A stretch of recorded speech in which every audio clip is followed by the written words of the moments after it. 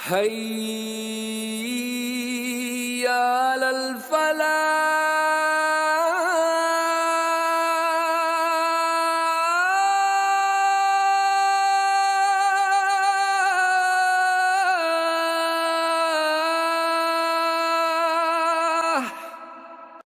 السلام علیکم، میں آپ کو اپنے چینل ابری شیاد میں خوش آمدید کہتی ہوں اور امید کرتی ہوں کہ آپ سب خیریت سے ہوں گے۔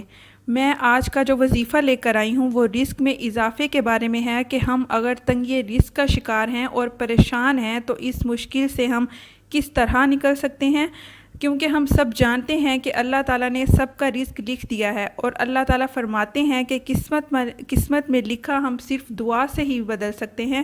تو چلیں آئیں نماز کی طرف، آئیں سجدوں کی طرف، آئیں دعا کی طرف، جہاں سے تقدیریں بدلتی ہیں۔ وظیفہ شروع کرنے سے پہلے جن باتوں پر عمل کرنا چاہیے، پہلے میں آپ کو وہ بتانا ضروری سمجھتی ہوں۔ آپ میری ویڈیو کو آخر تک دیکھیں کیونکہ اس سے آپ کو بہت فائدہ ہونے والا ہے۔ ہم وظیفہ جو لے کر میں آپ کے لیے آئی ہوں وہ بہت ہی زیادہ آزمودہ ہے کیونکہ اس میں شک کی گنجائش ہی نہیں ہے، لیکن وظیفہ شروع کرنے سے پہلے تو ہمیں اللہ پر توکل کرنا چاہیے، یعنی ایمان کا مضبوط ہونا بہت ضروری ہے۔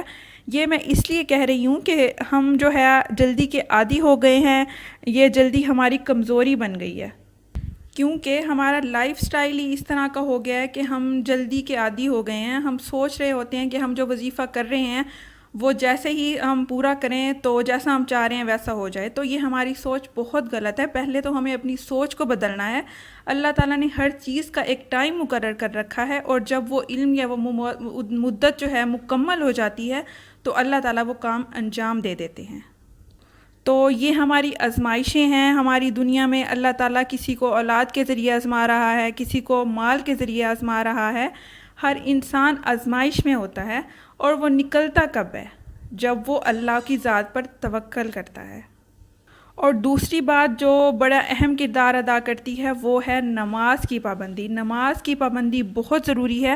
اگر ہم نماز میں سستی کر جاتے ہیں تو ہمارا وظیفہ سمجھے مکمل ہی نہیں ہوا، کیونکہ نماز کے بغیر کوئی بھی وظیفہ بے اثر ہو جاتا ہے۔ تو ہم آج کے وظیفے کی طرف بڑھتے ہیں۔ ایک صحابی آپ صلی اللہ علیہ وآلہ وسلم کے پاس آئے کہ تنگی ہے رزق میں، کوئی وظیفہ بتائیں۔ لوگ آج کل کے دور میں کتنے لمبے لمبے وظیفے کر رہے ہیں کہ کاروبار بڑھ جائے، ترقی ہو جائے، پریشانیوں سے نجات مل جائے۔ تو میں قربان جاؤں آپ صلی اللہ علیہ وآلہ وسلم کی شفقت پر، آپ صلی اللہ علیہ وآلہ وسلم کی رحمتوں پر، اور میری بات آپ غور سے سنیں۔ یہ میری یا آپ کی بات نہیں ہے کہ آپ ایک کان سے سنیں دوسرے کان سے نکال دیں، یا آپ میری بات کو اٹھائیں کہیں بھی پھینک دیں۔ یہ میرے نبی کی بات ہے، اس پر تجربہ نہیں کرنا، ہمیں یقین سے کرنا ہے۔ تجربے سے کریں گے تو کچھ نہیں ملے گا، یقین سے کریں گے تو سب ملے گا، اور رزق کے دروازے کھلتے چلے جائیں گے۔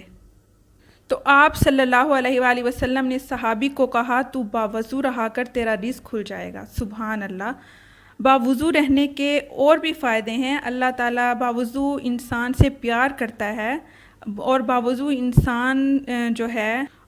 انسان کی جو طاقت ہے وہ یہ دیکھیں کہ شیطان اس سے دور بھاگتا ہے، شیطان اس سے ڈرتا ہے۔ اور اگر وضو کیا ہو تو نماز خود ہی پڑھی جاتی ہے کہ وضو تو کیا ہوا ہے، چلیں آئیں نماز ہی پڑھ لیتے ہیں۔